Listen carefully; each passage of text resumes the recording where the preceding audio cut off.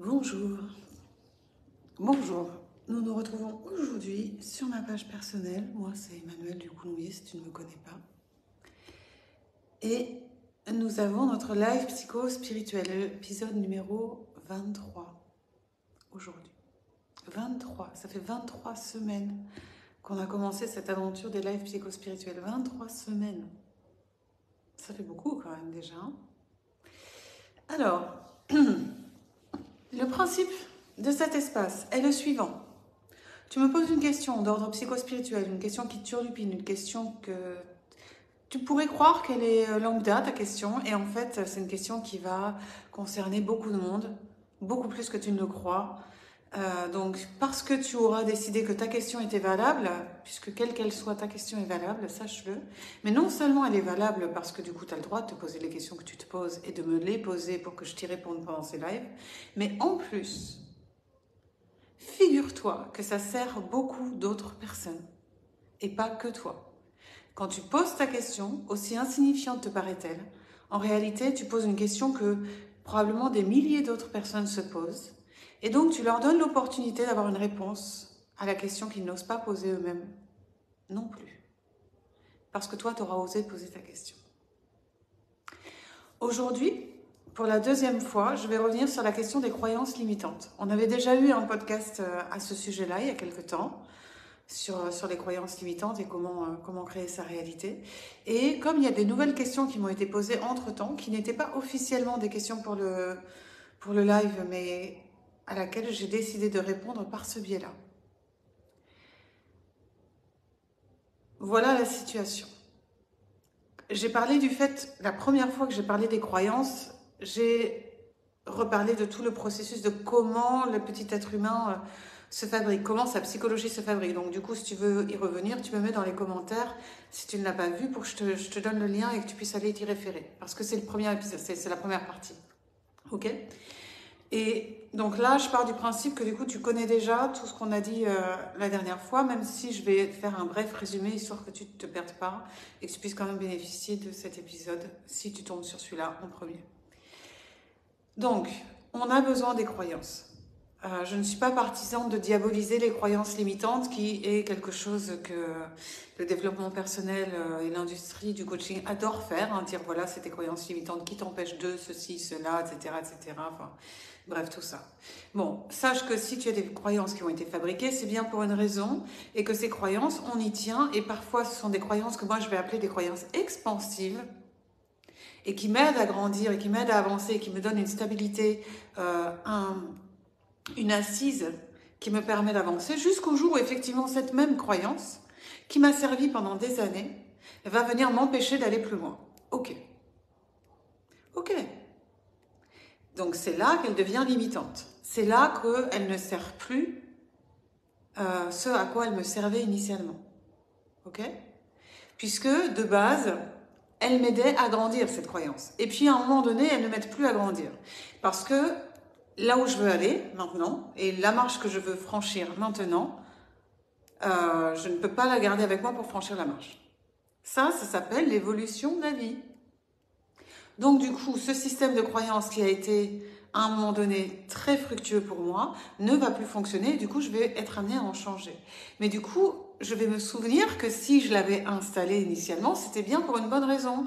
Et que du coup, ça m'a servi. Et donc, je remercie mon système de croyance. Et je décide d'en fabriquer un autre. C'est là qu'on en arrive. Donc ça, c'était pour réintroduire, si tu n'avais pas vu l'épisode précédent sur la question des croyances. Maintenant, j'en viens à ce qui m'a été dit. Voilà qu'on me laisse un message vocal en me disant, voilà Emmanuel, je voulais te demander, donc du coup j'ai repéré par rapport à telle problématique que j'avais telle croyance qui vient de mon transgénérationnel, donc j'ai travaillé sur ça, j'ai changé la croyance, je me suis mise au bord de l'eau, j'ai fait un rituel que j'ai créé, oui parce que je t'invite toujours à créer des rituels bien sûr, et je voudrais savoir si c'est bon maintenant. Est-ce que c'est bon? Est-ce que je suis débarrassée de la croyance? Ou est-ce que... parce que moi j'ai l'impression que c'est bon, mais comment je sais que c'est bon? Comment je sais qu'effectivement je n'ai plus cette croyance? Alors je vois que vous êtes pas mal nombreux là, regardez, mais je ne vois pas les commentaires. Je ne sais pas si vous en mettez. Tant pis, je continue comme ça. C'était le cas aussi sur notre cérémonie de mardi matin, j'avais pas de commentaires. Tout ça pour que je reste concentrée et que je ne perde pas le fil. Alors,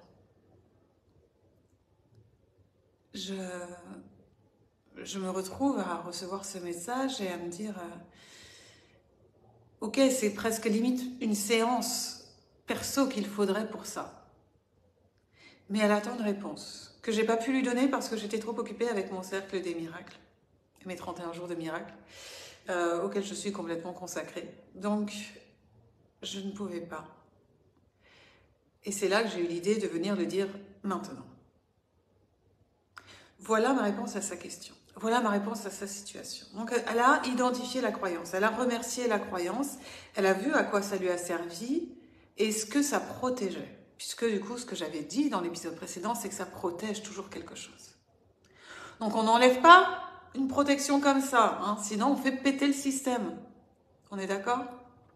Donc, ce qu'on veut, c'est la douceur. Hein, et on fait dissoudre les choses tout doucement avec beaucoup, beaucoup, beaucoup d'amour. Pardon. Donc, je ne lui réponds pas d'ailleurs, je lui réponds maintenant à cette jeune femme qui m'a posé la question. Je réfléchis et je me dis, par exemple, quand tu as eu la grippe une fois et que tu guéris de la grippe, bah oui, tu as guéri de la grippe. Est-ce que ça va dire que tu ne vas plus jamais avoir la grippe? Non. Non, tu pourrais re-avoir la grippe.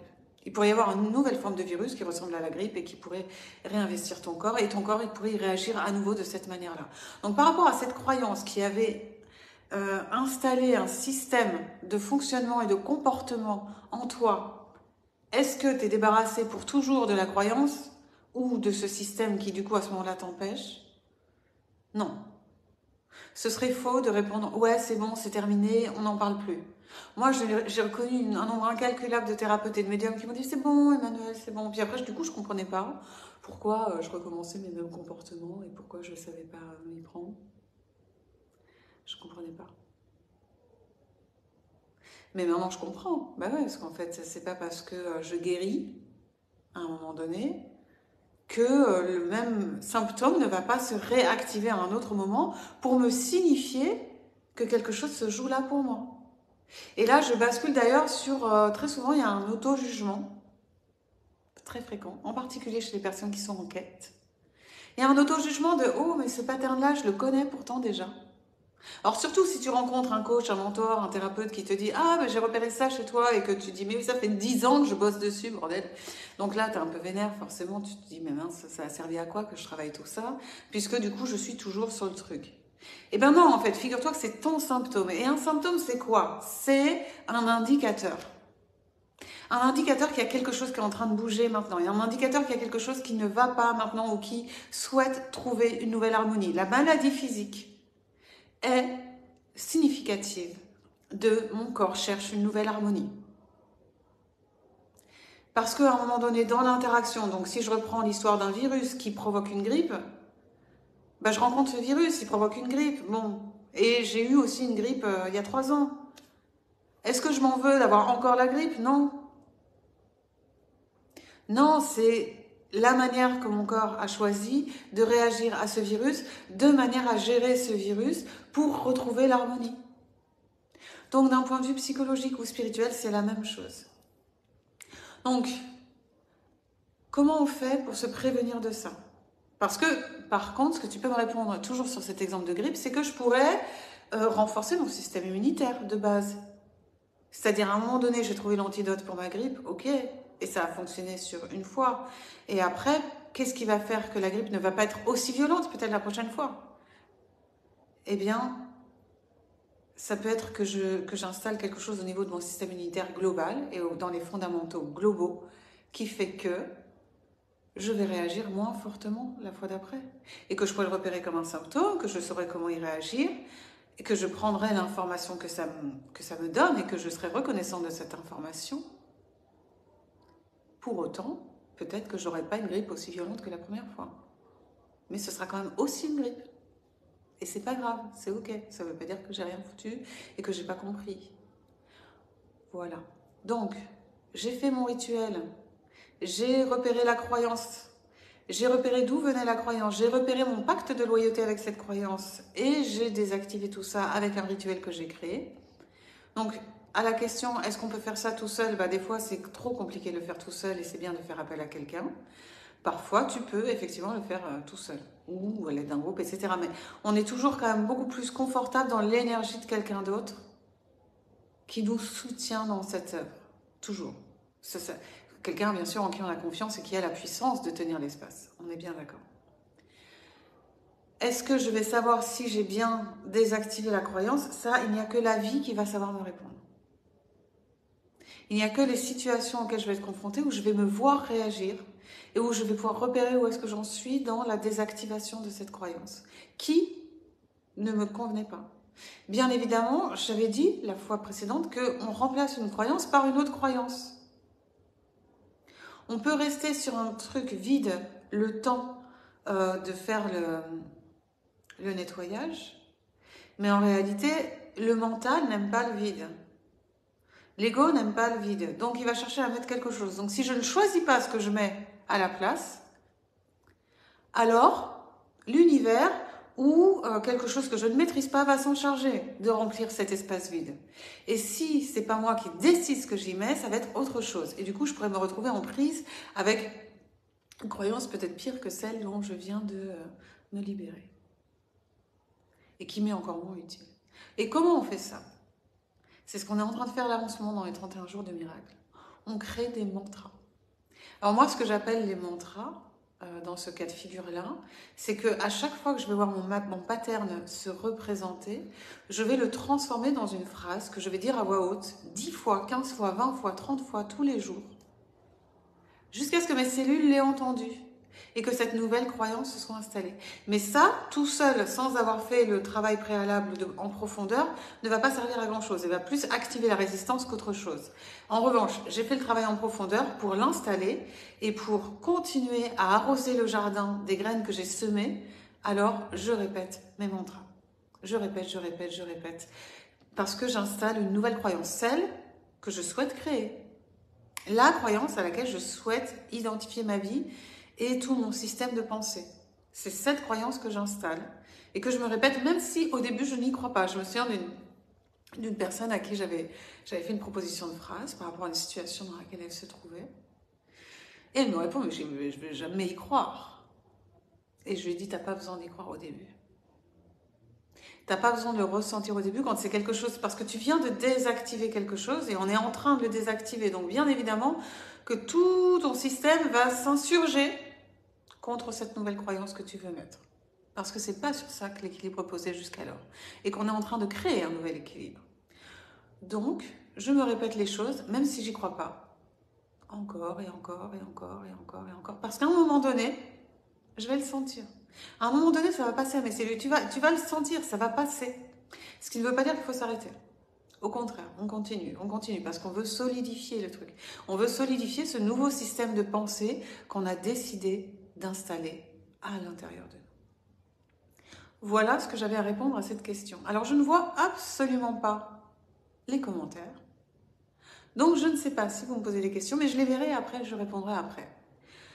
Si c'est la première fois que tu viens, dis-moi que tu es là, même si je ne le vois pas maintenant. D'où tu viens, qui tu es, est-ce que c'est la première fois qu'on se voit, on peut se serrer la main, je serais ravie de connecter avec toi. Et si tu as une question, tu me la mets dans les commentaires ou en message privé, j'y répondrai dans un prochain live psychospirituel. Je vais maintenant faire le Diva. Diva signifie Divine Intervention Through Vocal Activation. C'est une technologie de guérison et de potentialisation qui passe à travers mon corps et en particulier à travers ma voix. Les sons vont directement implémenter dans tes cellules tout ce que je viens de raconter et tout ce que tu as besoin d'entendre également et ce que ton âme essaye de te dire. Parce que du coup, c'est un langage qui court-circuite complètement le mental. On n'y comprend rien. Et comme on n'y comprend rien, on parle vrai. Voilà.